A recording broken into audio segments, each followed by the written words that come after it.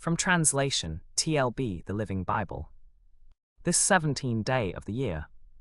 Today we are reading passages Genesis 48 to 50. Genesis chapter 48, verses 1 to 22. After this, Joseph learned that his father was ill. So he took his 2 sons, Manasseh and Ephraim, and went to visit him. Jacob was told, "Your son Joseph has come to see you." So Jacob strengthened himself and sat up in bed.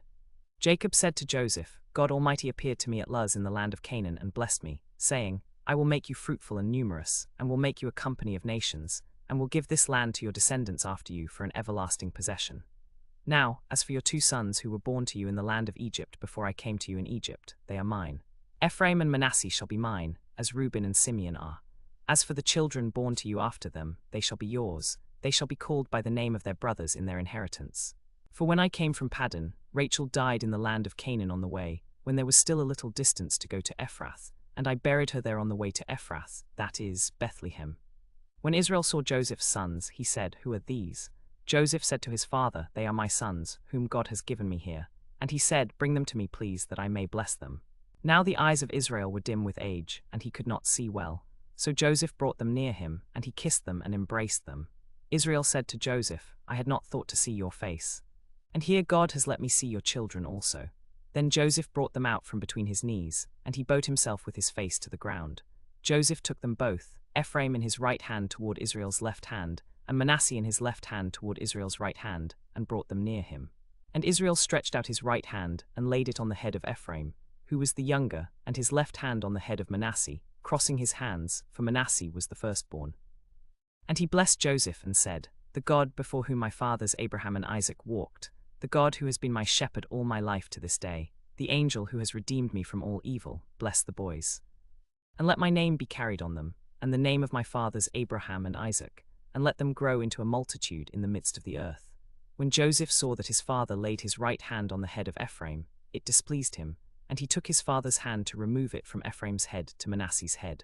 And Joseph said to his father, "Not this way, my father, for this is the firstborn, put your right hand on his head."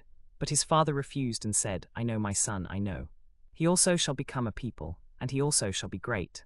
Nevertheless, his younger brother shall be greater than he, and his offspring shall become a multitude of nations." And he blessed them that day, saying, "By you Israel will pronounce blessings, saying, God make you as Ephraim and as Manasseh." Thus he put Ephraim before Manasseh. Then Israel said to Joseph, "Behold, I am about to die, but God will be with you and will bring you again to the land of your fathers. Moreover, I have given to you rather than to your brothers one mountain slope, that I took from the hand of the Amorites with my sword and with my bow." Genesis chapter 49, verses 1 to 33.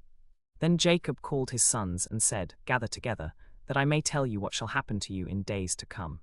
Assemble and listen, O sons of Jacob, and listen to your father Israel. Reuben, you are my firstborn, my might, and the firstfruits of my strength, excelling in honor, excelling in power. Unstable as water, you shall not excel, for you went up to your father's bed, then you defiled it, he went up to my couch. Simeon and Levi are brothers, weapons of violence are their swords. Let my soul not come into their council. Let not my glory be united to their assembly, for in their anger they killed men, and in their will they hamstrung oxen.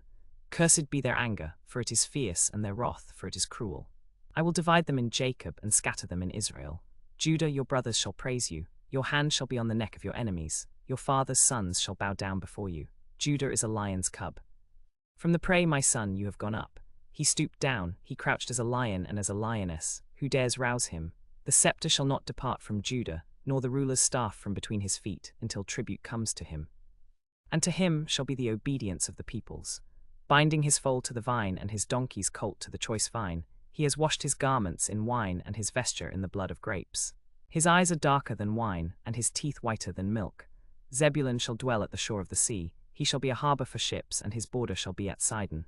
Issachar is a strong donkey, crouching between the sheepfolds. He saw that a resting place was good, and the land was pleasant, so he bowed his shoulder to bear, and became a slave at forced labor. Dan shall judge his people as one of the tribes of Israel. Dan shall be a serpent in the way, a viper by the path, that bites the horse's heels so that his rider falls backward. I wait for your salvation, O Lord. Gad shall be raided by raiders, but he shall raid at their heels. Asher's food shall be rich, and he shall yield royal delicacies. Naphtali is a doe let loose, he utters beautiful words. Joseph is a fruitful bough by a spring, his branches run over the wall. The archers bitterly attacked him, shot at him, and hated him, yet his bow remained unmoved. His arms were made agile by the hands of the mighty one of Jacob. From there is the shepherd, the stone of Israel, by the God of your father who will help you, by the Almighty who will bless you with blessings of heaven above, blessings of the deep that crouches beneath, blessings of the breasts and of the womb. The blessings of your father are mightier than the blessings of the eternal mountains, the bounty of the everlasting hills. They shall be on the head of Joseph, and on the crown of the head of him who was set apart from his brothers. Benjamin is a ravenous wolf, in the morning devouring the prey, and at evening dividing the spoil. All these are the 12 tribes of Israel.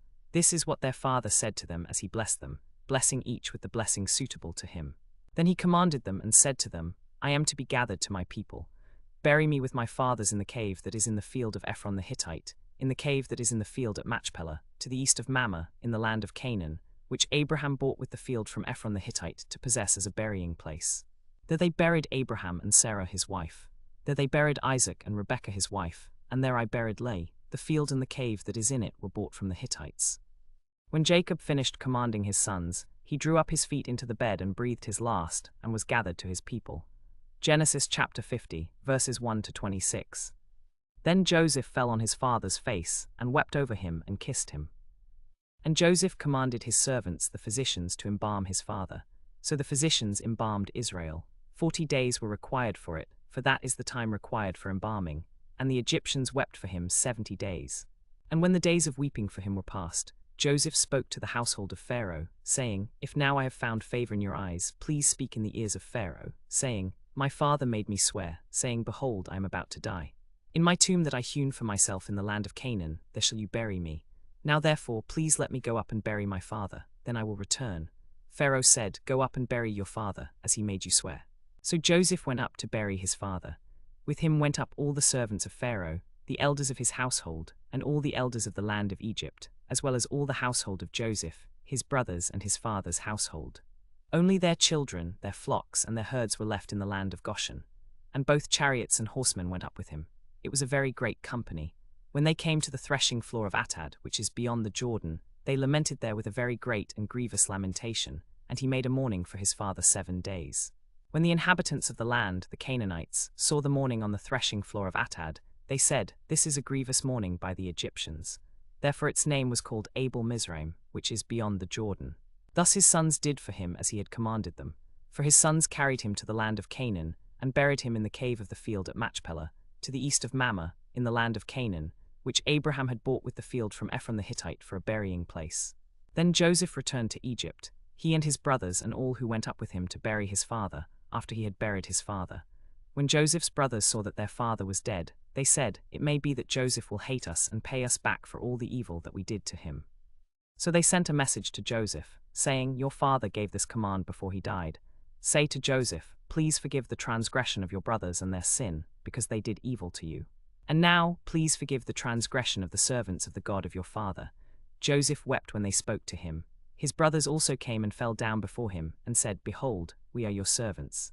But Joseph said to them, Do not be afraid, for am I in the place of God? As for you, you meant evil against me, but God meant it for good, to bring it about that many people should be kept alive, as they are today. So do not fear, I will provide for you and your little ones. Thus he comforted them and spoke kindly to them. So Joseph lived in Egypt, he and his father's house. Joseph lived 110 years. And Joseph saw Ephraim's children of the 3rd generation. The children also of Machir, the son of Manasseh, were born upon Joseph's knees. And Joseph said to his brothers, I am about to die, but God will visit you and bring you up out of this land to the land that he swore to Abraham, to Isaac, and to Jacob. Then Joseph made the sons of Israel swear, saying, God will surely visit you, and you shall carry up my bones from here. So Joseph died, being 110 years old. They embalmed him, and he was put in a coffin in Egypt.